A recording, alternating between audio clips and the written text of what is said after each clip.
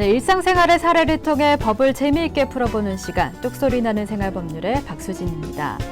이 법적인 문제는 골치 아파하면서 고개를 젓는 분들도 살아가면서 절대로 피할 수 없는 부분이 있죠. 바로 부동산과 관련된 일입니다.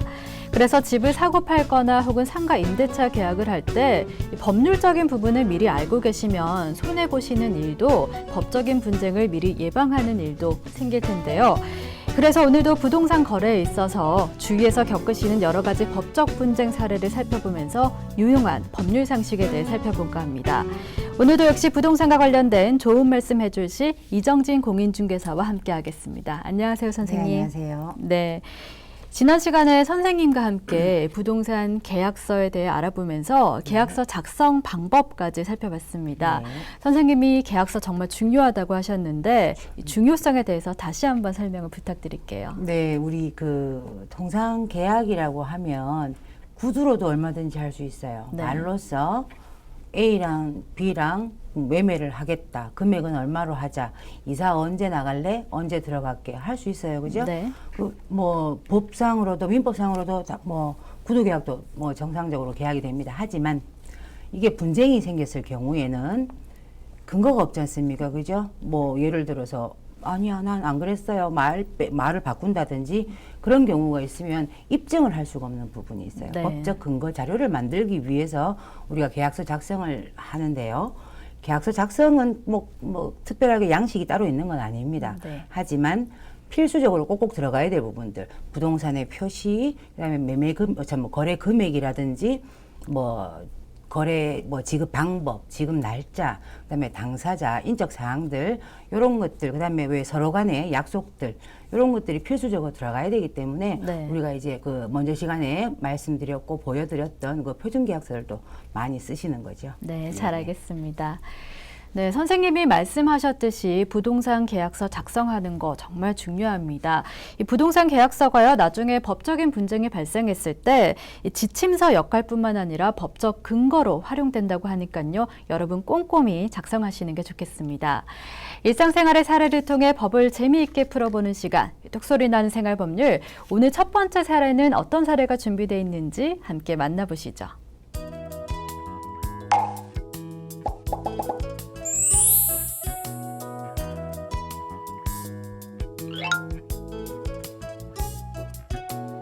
신사동의 요충지에 자리 잡은 건물에서 장사를 하고 있는 세입자 나영수 씨. 건물주와 2013년 7월에 보증금 4천만 원, 월세 300만 원의 2년 계약을 한다.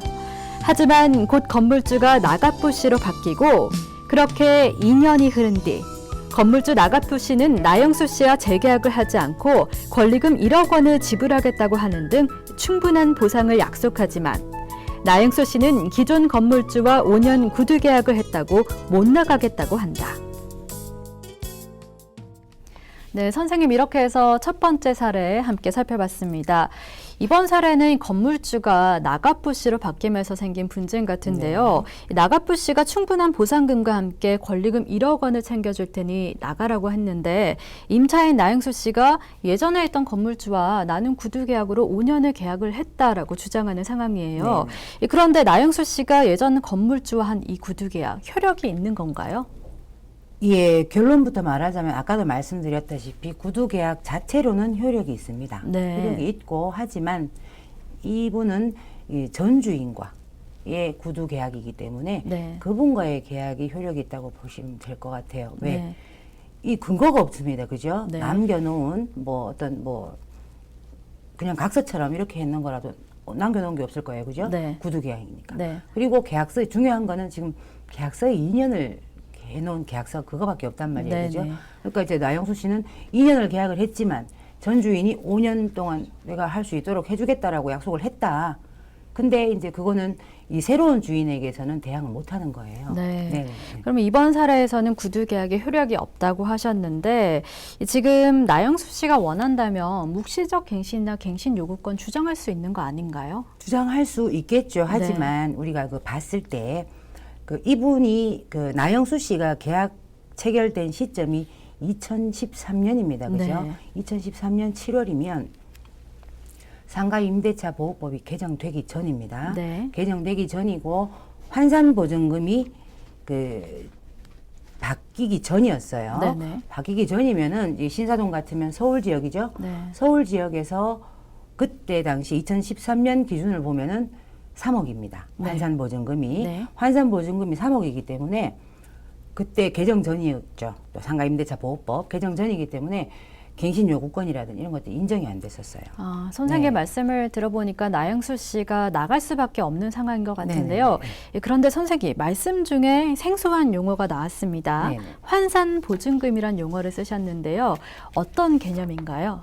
네, 그 우리 환산 보증금이라 하는 것은 그 상가임대차 보호법에서 그 이제 그 보증금하고 월세 환산액을 말씀하시는 건데요. 네. 얘기를 하는 건데, 자 우리 그 계산하는 방법은 그래요. 보증금 더하기, 그 다음에 월세 곱하기 100을 하면 네. 이걸 다 더하면 되는 거죠. 네. 그래서 이렇게 나영수 씨 같은 경우에는 일단은 환산 보증금이 3억 4천입니다. 그죠? 네. 이 환산 보증금을 이렇게 정해 놓은 거는 임차인이 뭐 주인한테 지급했던 보증금, 그 다음에 매달 지급해야 되는 월세를 보고 이게 자금 이게 왜 지급 능력을 보는 거예요. 네. 그렇게 해서 이제 우리 지금 이렇게 보면 개정 전에 보면 2010년도에 개정이 한번 됐고 2014년도에 개정이 됐는데 네. 2010년도 개정된 내용은 서울이 3억이었고요. 네. 보증금 이게 환산 보증금 그 한도가 네. 그다음에 2014년에 4억으로 바뀌었어요. 네. 그다음에 우리 그 대구로 보면 또 2010년에는 대구가 1억 8천에서 14년에는 지금 2억 4천으로 또 이게 증액이 된 거죠. 네.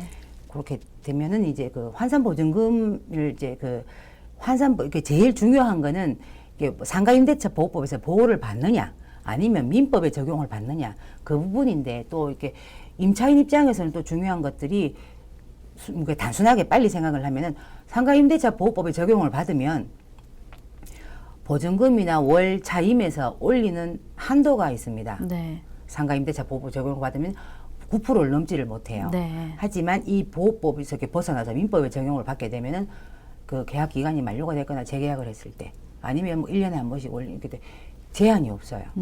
그렇기 때문에 이 넘어가면은 아마 이렇게 좀 많이 좀 불리한 점이 많겠죠. 그죠? 네. 그렇습니다. 아까 말씀 중에 서울은 대구는 이라고 이렇게 지역마다 환산 네네. 보증금이 다르다고 하셨는데 이 환산 보증금이 다른 특별한 이유가 있나요?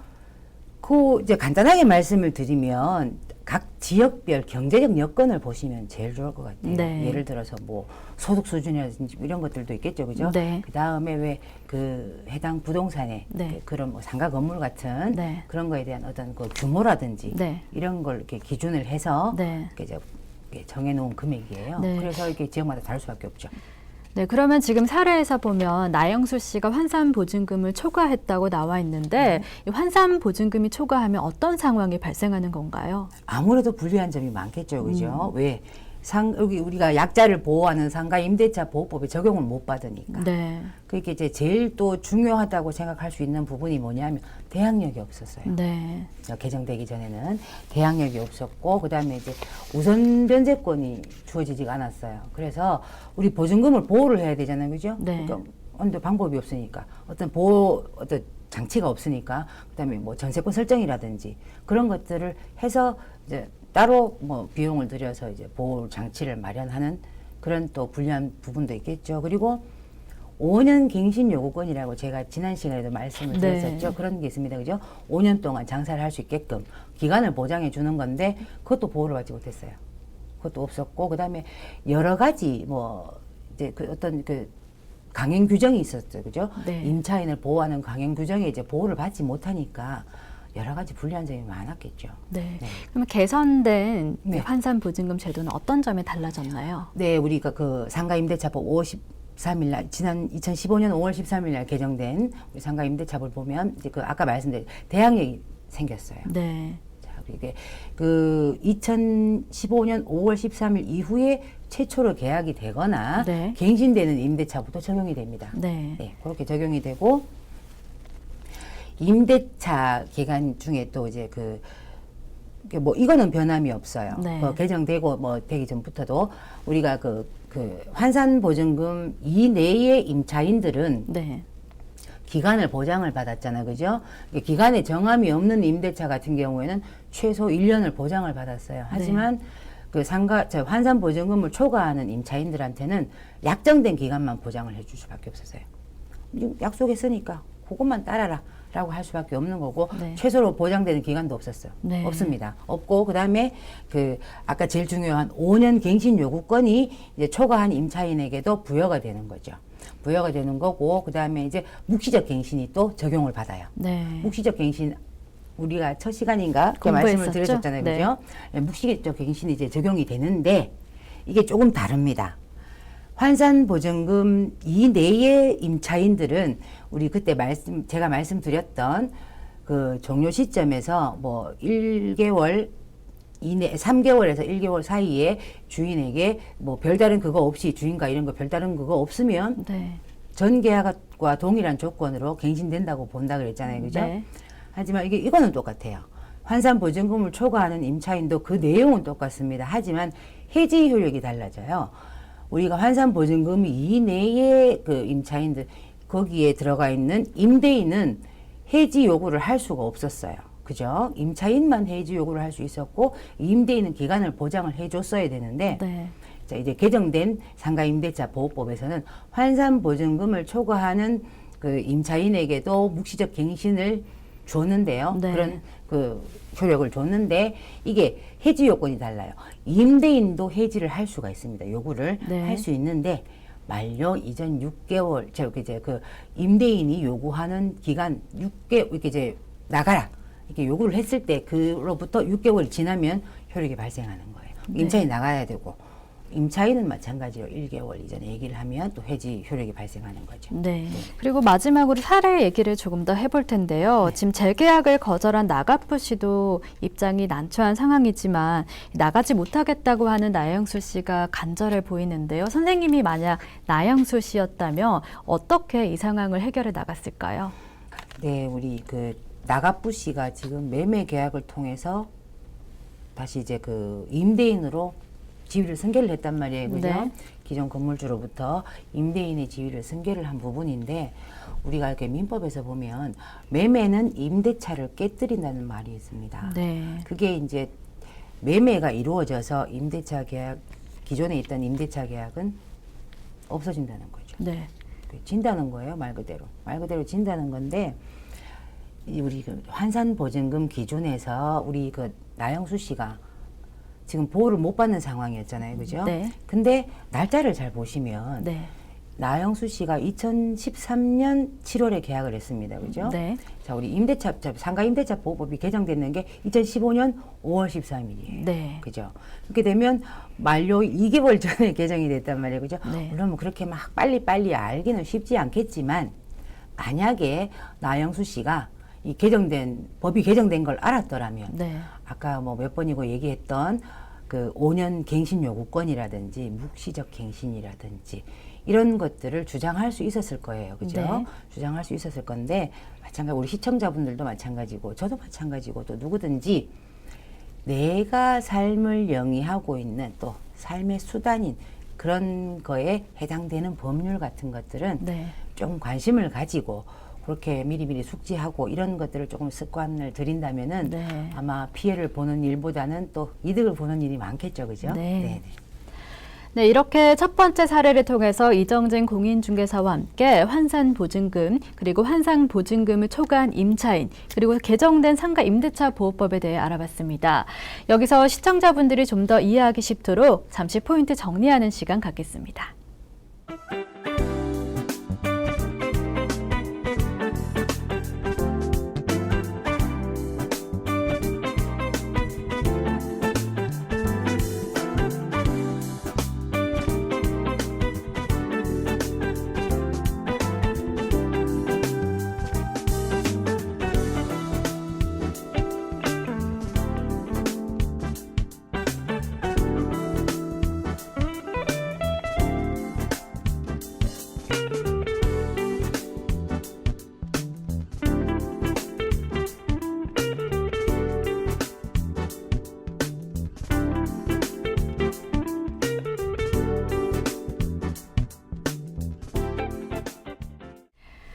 일상생활의 사례를 통해 법을 재미있게 풀어보는 시간, 똑소리 나는 생활법률. 첫 번째 사례를 통해서 환산보증금에 대해서 알아봤는데요. 선생님, 첫 번째 사례와 같은 분쟁이 많이 일어나는가요? 그렇죠. 아무래도 이게 그 서로의 이익에 관련된 부분이기 때문에 계약에 네. 있어서 네. 뭐 계약을 이행하는 단계든 종료 시점이든 간에 뭐 체결 시점이든 뭐 이런 것들에 대해서 뭐 왕왕 분쟁은 있습니다. 네. 하지만 이게 뭐 거의 뭐 정해진 내용들이기 때문에 네. 이것 때문에 분쟁이 난다기보다는 이런 사실을 몰라서 그렇게 해서 저 뭐 예를 들어서 우리가 흔히 알고 있는 5년 갱신 요구권이라든지 무期갱신이라든지 대항력이라든지 이런 것들 내가 다 보호를 받을 수 있을 거라고 생각을 했는데 내가 환산보증금 초과하는 임차인이었어. 이런 경우는 가끔 있죠. 네, 환산보증금 무엇보다 중요한 것 같은데요. 시청자 여러분들도 환산보증금에 대해서 꼭 알아두시면 좋을 것 같습니다. 계속해서 두 번째 사례를 통해 어떤 이야기가 있는지 한번 살펴보겠습니다.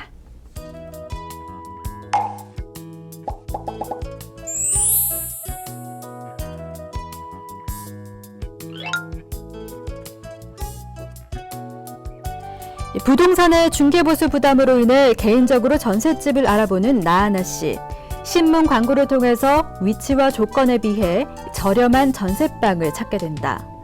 낯선 사람과의 직거래라 나하나 씨는 임대인의 신분과 계좌 정보를 신중하게 확인한 뒤 임대인과 전세 계약을 마치고 집에 입주를 했다.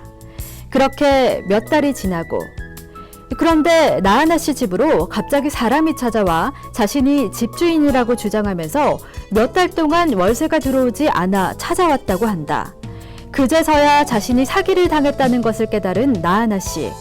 분명 임대인의 신분과 계좌 정보까지 확인했음에도 왜 사기를 당한 것일까? 네, 선생님 이렇게 두 번째 사례를 살펴봤는데요. 이 두 번째 사례 세입자들이 겪는 저는 뉴스에서 많이 봤는데 부동산 사기 사례인 것 같습니다. 어떻게 해서 이렇게 나하나 씨처럼 사기를 피해를 보는 사람들이 많은 건가요? 지금 이제 이게 뭐 최근 몇 년간 이렇게 해서 전세 시세가 너무 급증했잖아요. 그죠? 네. 이런 걸 틈타 가지고 임대 사기가 굉장히 많습니다. 네. 예, 우리가 뭐 언론에 보도되었던 것도 있지만 보도되지 않은 것들도 상당히 많아요. 네. 이 사례를 보면 나하나 씨가 공인 기간을 거치지 않고 직접적으로 한 거래라서 자기가 신중하게 확인을 했다라고 확신을 하고 있는데요. 그럼에도 불구하고 사기 피해를 입었습니다. 이번 사건 어떻게 봐야 할까요? 예, 지금 이게 아무리 꼼꼼하게 확인을 했다 하더라도 이게 이제 미처 자기 이제 나하나 씨가 확인하지 못했던 그런 부분들이 있을 거예요. 네. 이게 보면은 이게 지금 사례로 봤을 때는 이 사기범이라고 해야 되나요? 이 사기범이 집주인과 월세 계약을 했어요. 보통 뭐 보증금 뭐 조금 걸고 월세를 얼마 주겠다. 그렇게 해서 계약을 했겠죠. 하면서 우리가 계약서 쓸 때는 보면 왜 그 당사자의 인적사항이 들어가잖아요. 그죠? 그거를 가지고 주인으로 위조를 한 거죠. 신분증도 위조할 수 있어요. 위조를 했고 또 이런 경우에는 이제 뭐 위조를 해서 이렇게 주인인 척 이렇게 계약을 했는데 이런 경우에는 지금 이 위조한 신분증으로 계좌 개설까지 합니다. 네, 계좌 개설까지 해가지고 물론 뭐 나하나 씨가 꼼꼼하게 해서 주인 명의로 뭐 등기부등본도 확인했을 것이고 신분증도 봤을 것이고 했지만 더 이렇게 뭐 더 섬세하게 꼼꼼하게 체크를 못했던 부분들이 아마 있을 수가 있을 거예요. 이렇게 작정을 하고 속인다면 나하나 씨뿐만 아니라 누구라도 속을 것 같은데요. 속지 않으려면 예방법들이 있을까요? 우리가 가장 기본적으로 쉽게 할 수 있는 부분들이 신분증 진위 여부 확인입니다. 그 중에 이제 신분증 진위 여부 확인인데 우리 주민등록증을 봤을 때, 주민등록증 일단 육안으로 봤을 때, 이렇게 좌우로 흔들어 보면, 상하 좌우로 이렇게 흔들어 보면, 홀로그램이, 태극문이 홀로그램이 글자하고 이렇게 나와요. 그런 것들이 위변조된 주민등록증 같은 경우에는 홀로그램이 뭐 지워졌거나 끊어졌거나 이런 부분들이 있어요. 일단 네. 육안으로 먼저 확인을 하시고 네. 이렇게 전화번호를 이렇게 보면 1382입니다. 네. 1382를 눌러서 네. 그 주민번호하고 그다음에 발급 일자가 있어요. 그거를 해서 이렇게 확인을 해보면 뭐 정상적인 뭐 일치하는 주민등록증이다. 아니면 뭐 분실된 주민등록증이다. 뭐 재발급 중인 뭐 주민등록증이다. 이렇게 나와요. 네. 아니면 일치하지 않는다라고도 나올 수 있고 네. 그렇게 해서 이제 먼저 그 자기가 이제 제공받은 주민등록증을 그게 진짜인지 진위 여부를 통해서 이렇게 확인을 통해서 안전하게 진행을 하셔야 되고요. 또 우리가 또 운전면허증 요즘 신분증을 많이 사용하시잖아요, 그죠? 네. 운전면허증은 보면 이게 전화로 되는 것이 아니고 운전면허증은 도로교통관리공단 홈페이지에 접속을 하시면 운전면허증 진위 여부를 확인할 수 있는 또 있어요. 그 부분이 있어요. 근데 네. 그거를 클릭을 하셔서 이렇게 이름하고 운전면허 번호하고 주민번호하고 입력을 하시면 되는데요. 네. 여기서 이렇게 또 중요한 게 뭐냐 하면은 우리 면허증을 아마 시청자분들도 보시면 네. 사진 밑에 조그만하게 아무 문자 6글자가 있습니다. 아. 이것까지 입력을 해야지만 이게 이제 확인이 가능해요. 네. 예, 예, 그렇게 확인을 하시고 네. 또 중요한 부분은 예방하기 위해서 중요한 부분은 우리가 이게 다니면서 뭐 전세든 월세든 주변 시세보다 조금 뭐 왜 이렇게 싸지? 월등히 싼 집들이 있어요. 네. 그런 것들은 한 번쯤은 의심해 보시는 것이 좋아요. 네. 그 다음에 또 예방을 하고자 하는 우리 나은아 씨 같은 경우에도 직거래했잖아요. 네. 네. 자기가 직접 광고 낸 사람을 통해서 이렇게 신분도 확인하고 했지만 네. 지금 이렇게 사기를 당했는 겁니다. 그죠? 네. 그래서 뭐 공인된 우리 공인중개사분들을 통해서 이렇게 계약을 하시게 되면 네. 아마 좀 더 안전하게 거래를 하시지 않을까 싶은 생각도 듭니다. 네. 신분증 확인이 일단 제일 중요한 것 같고요. 아까 또 계좌 확인 나은아 씨가 했다고 했는데 계좌 확인 같은 거는 어떻게 확인하나요? 그러니까 지금 이런 경우 같은 경우 뭐 이런 경우에도 보면 네. 나은아 씨가 전세금을 송금을 했을 거란 말이에요. 네. 그죠? 계좌 통장까지 이렇게 내밉니다. 보통 사기범들은. 네. 은행에서 이렇게 뭐 그런 또 과실도 있었겠지만 일단은 최종 피해자는 나은아 씨입니다. 네. 그죠? 이렇기 때문에 우리가 이게 이제 신분증 확인이라든지 네. 뭐 계좌 확인이라든지 이런 것들보다는 네. 만약에 정말 이 집이 들어가고 싶어요. 시세보다 저렴한 전셋집입니다. 들어가고 싶습니다. 라고 했을 때 신분증 확인, 뭐 계좌 확인, 이제 등기부 등본을 발급해서 실제 주인인지 실소유주인지 아닌지 권리관계를 다 확인을 해보는데 네. 우리 지난 시간에 우리 계약서 준비하면서 뭐 권리관계, 사실관계 다 확인해야 된다고 말씀드렸잖아요. 네. 근데 이게 이제 아까 뭐 말씀드린 것처럼 시세보다 저렴한 뭐 아니면 괜히 불안해 보이는 아니면 막 뭐 계약을 너무 서두르는 그런 경우가 물론 뭐 정상적인 경우에도 그런 경우는 있을 수 있겠지만 네. 만약에 그런 경우가 있다면 주인으로부터 등기 권리증을 요구해 보시는 게 어떨까 싶어요. 네. 등기 권리증은 말 그대로 우리 어른들 말씀하시는 집문서입니다. 그죠? 네. 집문서 같은 경우에는 안 되죠. 우리가 그걸 이제 뭐 보통 이렇게 사기범들은 그럴 수 있어요. 잃어버렸어요. 네. 뭐 집문서까지 보여달라 그래요. 이렇게 뭐 미온적인 태도를 보이거나 뭐 분실했다거나 이렇게 하시면 네. 우리가 전세잖아요, 그죠? 네. 그러면은 이제 나 전세권 설정을 할 거니까 네. 등기 권리증이 필요하다라고 요구를 하시면 네. 정말 이분이 진짜 주인이라면 법무사를 통해서 우리 확인 서면이라 그래요. 네. 등기 권리증을 재발급 받을 수가 있습니다. 네. 본인에 한해서는. 그래서 우리가 뭐 오무인 지문을 찍어서 이렇게 발급을 받는데요. 사기범이라면 못 받겠죠. 없겠죠. 네. 그렇게 되면은 계약을 안 하실 수가 있겠죠. 네. 이렇게 해서 사기를 당하지 않는 예방법들에 대해서 한번 쭉 살펴봤는데요. 그런데 지금 나은아 씨 전세대금 다 잃어버릴 처지에 놓여 있습니다. 네. 이 전세대금 어떻게 구제할 방법이나 국가적인 제도 같은 건 없는 건가요? 사기를 당했기 때문에 네. 어쩔 수가 없을 것 같아요. 네. 이게 지금 이 사기 같은 경우 형사사건이란 말이에요. 네. 그죠? 형사사건이기 때문에 경찰에 의뢰를 하셔서 네. 사기범을 일단 잡아야겠죠. 네. 잡는데 이게 뭐 말 그대로 이게 범죄의 피해를 당한 거기 때문에 네. 어떻게 이제 뭐 해결책이라든지 누가 네. 이렇게 도와준다든지 이런 것보다는 네. 예방책이 최선일 네. 것 같아요. 아까 말씀드렸다시피 네. 좀 더 꼼꼼하게 신분증이라든지 뭐 등기권리증, 계좌, 그다음에 이런 것들 등기부 등본을 통해서 꼼꼼하게 확인을 하시고 네. 그다음에 지금 중요한 거는 나나 씨가 직거래를 아까도 말씀드렸다시피 직거래를 했단 말이에요. 네. 요즘 이런 사례들이 굉장히 많아요. 네. 우리 그 직거래를 이게 하는 그 어플들이 요즘 또 스마트폰이 워낙 네. 많다 보니까 어플들이 많아요. 네. 이런 것들을 통해서 직거래를 하다 보니까 이런 사고들이 지금 굉장히 많습니다. 네. 아까 우리 수진 씨도 이렇게 왜 매스컴을 통해서 뉴스를 통해서 많이 들었다고 하셨잖아요. 네.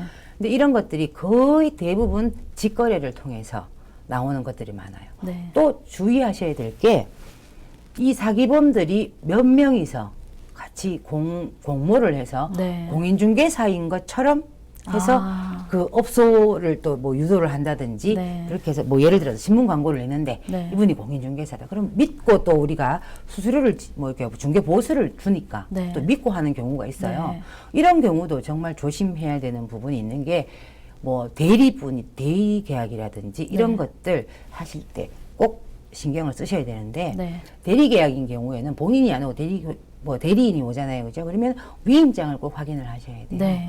위임장을 꼭 확인하시고 그다음에 위임장을 보려면 인감 증명서가 첨부가 돼야 됩니다. 네. 인감 증명서가 첨부가 돼야 되는데 우리가 보통 위임장을 보면 이게 왜 고정된 활자로 출력된 인쇄물이라면 반드시 네. 인감 증명서 발급이 왜 우측 상단에 보면은 네. 이게 있어요. 본인 발급, 대리 발급 요게 있어요. 이제 고정된 활자로 출력된 위임장이라면 인감 증명서는 반드시 본인이 발급한 걸 확인하는 게 좋고요. 네. 그다음에 우리 공동명의인도 있어요. 네. 공동명의인도 이런 경우가 있는데 이제 공동명의인이 그 위임장을 예를 들어서 두 분이다. 네. 두 분인데 두 분 중에 한 분만 오셨어요. 네. 그럴 경우에도 반드시 위임장을 확인하시고 네. 인감증명서를 확인하시되 네. 인감증명서가 대리발급이라면 네. 명의자한테 반드시 전화 통화를 해서 네. 매매 의사든 임대 의사든 확인하는 것이 중요할 것 같아요. 네. 이렇게 들어보니까 정말 많은 부동산 사기 유형이 있는데요. 공인중개사로서 마지막으로 시청자 여러분들께 당부드릴 말씀이 있다면 부탁드립니다. 네, 아까도 말씀드렸다시피 이거는 사실 솔직히 말해서 이런 내용들은 네. 몇 번이고 강조를 해도 지나치지 않을 것 같아요. 네. 왜? 소중한 내 재산이기 때문에. 네. 신분 확인하는 거, 그죠? 신분 확인하는 거, 그 다음에 진짜 소유자인지 아닌지. 제가 아까 전세 계약할 때는 등기 권리증을 요구하는 것도 좋은 방법이라고 말씀드렸고, 네. 그다음에 대리 계약일 경우 반드시 본인의 매도든 임대든 매도 의사, 임대 의사 확인하는 게 제일 중요하다고 보시면 될 것 같습니다. 그리고 요즘 많이 이용하시는 스마트폰 어플에 뭐 직접적으로 거래를 하시는 뭐 원룸이고 오피스텔이고 뭐 이런 것들 그런 것들 이용하실 때 정말 조심하시는 게 좋을 것 같고요. 네. 전문가에게 의뢰를 하셔서 우리 공인중개사분들 아주 꼼꼼하게 능력 있게 일 처리 잘 해주실 겁니다. 네. 믿고 의뢰하시면 네. 피해 보는 일 아마 없으실 거예요. 네.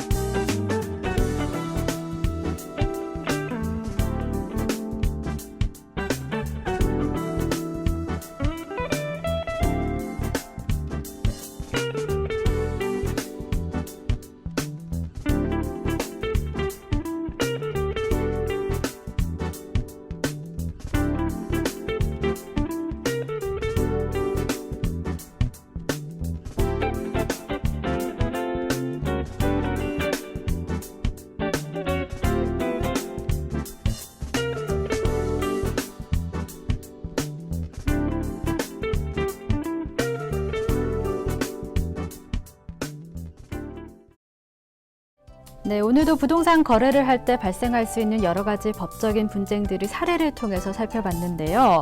오늘 사례에서 보셨다시피 특히 부동산과 관련된 법적인 분쟁에 있어서는 아직까지 임차인이 완전하게 보호받지 못하는 부분들이 많습니다. 그래서 조금이라도 여러분들이 손해보지 않고 억울한 일 겪으시지 않으려면 혹시 모를 일들에 대비해서 부동산과 관련된 법률 상식 미리미리 알아두시는 게 좋겠습니다. 저도 여러분들의 법에 대한 거리감을 줄이고 좀 더 친근하게 다가갈 수 있도록 다음 시간에도 알찬 법률 상식 들고 여러분 찾아뵙도록 하겠습니다. 감사합니다.